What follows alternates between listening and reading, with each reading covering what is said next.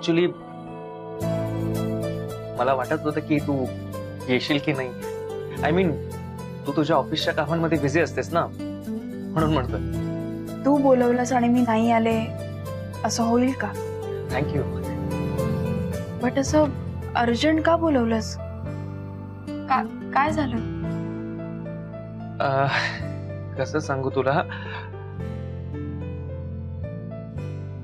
म्हणजे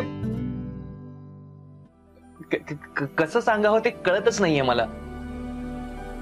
ज्या कामासाठी मी तुला इथे बोलावलंय ना, ती गोष्ट करेक्ट आहे की नाही ते कळत नाहीये मला.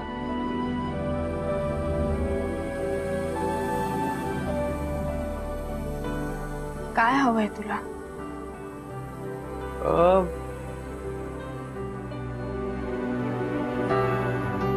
वैदेही, मला तुझ्याकडून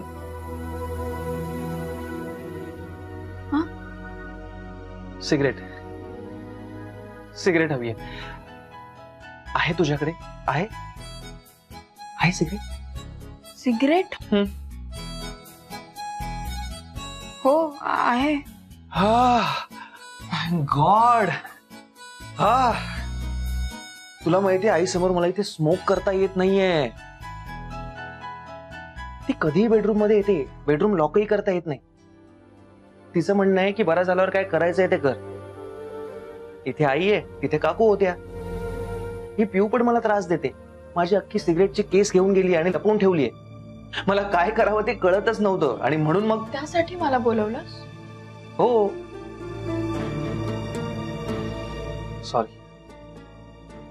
सॉरी, मला खरंच कळत नव्हतं काय करावं. आणि नाही, घरात कुणी विश्वास ठेवण्यासारखं नाही. म्हणजे कुणी जाऊन तिला सांगेल आणि तिला वाईट वाटेल.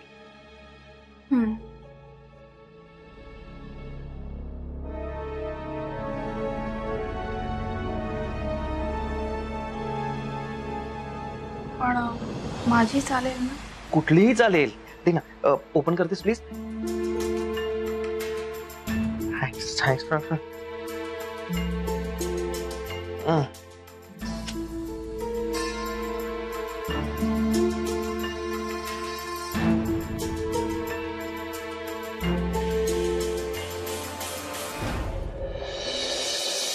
वाह वाह.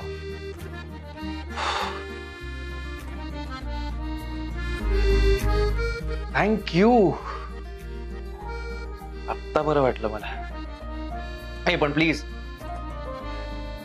काकूंना सांगू नकोस, नाहीतर त्यांचं लेक्चर ऐकावं लागेल मला. एवढं घाबरतोस काऊला? नाही म्हणजे तू इतकं तिला घाबरतोस तर तुला असं आमच्या घरातनं सुटल्यासारखं वाटत असेल ना? नो मोर लेक्चर्स, असं पीसफुल जात असेल दिवस, है ना? खरं सांगू, मी खूप मिस करतोय आपल्या घर. आयुष्याची इतकी वर्ष श्रीमंतीत गेली, पण त्या घरात त्या श्रीमंतीची कधी गरजच नाही वाटली. असं काय वेगळं आहे त्या घरात? वेगळं असं काही नाहीये, पण नाही म्हणायला वेगळ्या अशा काकू आहेत आमच्याकडे. नाही, करेक्ट आहे. कदाचित काकू असल्यामुळे त्या घराला वेगळे पण आलं असेल. हो का? मग मी काऊला तुमच्या घरी पाठवते, ठेवून घ्या तुमच्या घरीच. काही गरज नाहीये, इथे सगळ्यांचं चांगलं चाललंय, बरं चाललंय.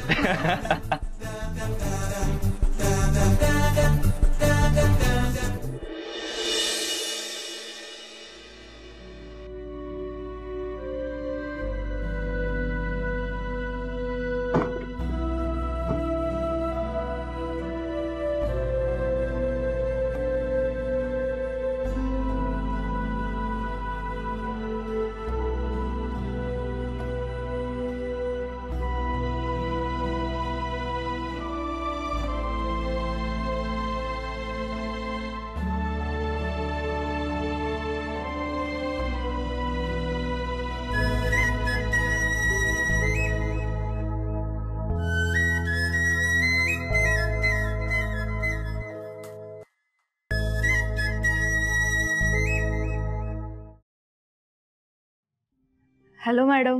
हॅलो कावेरी, मी ऑफिस मध्ये आले आज. जरा केबिन मध्ये येतेस का माझ्या? सॉरी मॅडम, मी तुम्हाला कळवलं नाही. मला जरा बरं वाटत नव्हतं ना, म्हणून मी निघून आले घरी. नाही ते राहू दे. बरं वाटत नाही म्हणजे काय होतंय तुला? काही नाही, डोकं जड झालंय फक्त. हो का? मग मी एक काम करते, मी घरी येते आणि तुला डॉक्टरकडे घेऊन जाते. नाही नाही मॅडम, तुम्ही नका दगदग करू. आता घरी आले ना मी, थोडा आराम केल्यावर वाटेल बरं. नक्की बरं वाटेल ना कावेरी? हो. बरं ठीक आहे, मग तू आराम कर, विश्रांती घे. मी बघते इकडे ऑफिस मध्ये. आपण नंतर बोलू. हा बाय.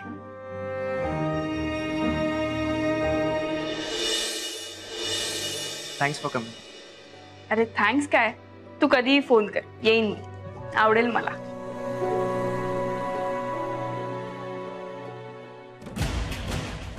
राजवर्धन, कसे आहात तुम्ही? अहो भेटायला येईन म्हणत होते, पण कामाच्या गडबडीत जमलंच नाही हो. काय म्हणते तब्येत? हात कसा आहे?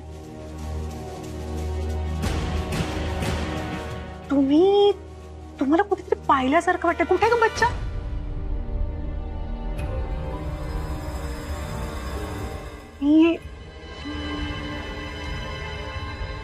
ओ येस, आजच्या पेपर मध्ये फोटो पाहिला तुमचा. अच्छा, ही ती मुलगी आहे का जिच्याबरोबर तुम्ही लिव्ह इन मध्ये राहताय?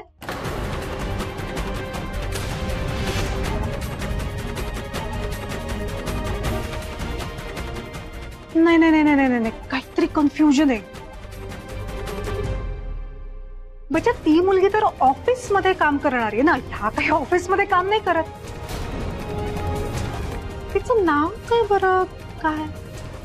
Kaveri. Correct correct correct. Oh yes, तुम्ही कावेरी सोबत लिव्ह इन मध्ये राहत होतात ना? या काहीच्या बरोबर का दोघींबरोबर? माय गॉड, केवढं कन्फ्युजन आहे हे. ही आजकालची नवीन जनरेशन पण ना, रे बाप रे. पण मला सांगा, नेमकं कुणाबरोबर तुम्ही लिव्ह इन मध्ये राहत होता? पण मग नेमकं कुणासोबत राहत होतात लिव्ह इन रिलेशनशिप मध्ये? ते जे काही असेल त्याच्याशी तुमचं काय घेणं देणं आहे? या देणं घेणं नाही कसं म्हणता? अहो व्याही होता मी तुमचे. तुम्हाला सांगते, लोक आम्हाला मेसेज करून फोनवर फोन करून इतका उच्छाद मांडला होता ना लोकांनी, बाप रे. सारखं आपलं राजवर्धनची खरंच भानगड आहे का, राजवर्धनचं खरंच काही लफडं आहे का, असं सतत विचारत होते. मग मी पण ठरवलं, जाऊन सरळ रत्नमाला मोहितेंना विचारावं. पण म्हटलं असं डायरेक्ट कसं जाणार ना विचारायला? जग काय काही म्हणतंय, म्हणू देत, आपल्याला काय. पण मग मी विचार केला की जाऊन एकदा काय ते खरं खोटं पडताळून बघतेच, म्हणून आले विचारायला, बाकी काही नाही. सॉरी, मी तुम्हाला ओळखत नाही, पण काय ना, खरं खोटं काहीही असू दे किंवा जग काही बोलू दे, पण जे काही आहे ना ते मला माहितीये, कावेरीला माहितीये आणि राजलाही माहितीये.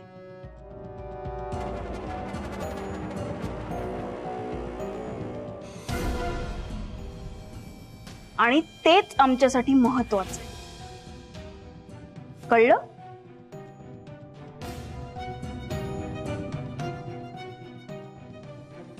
राज, येते मी.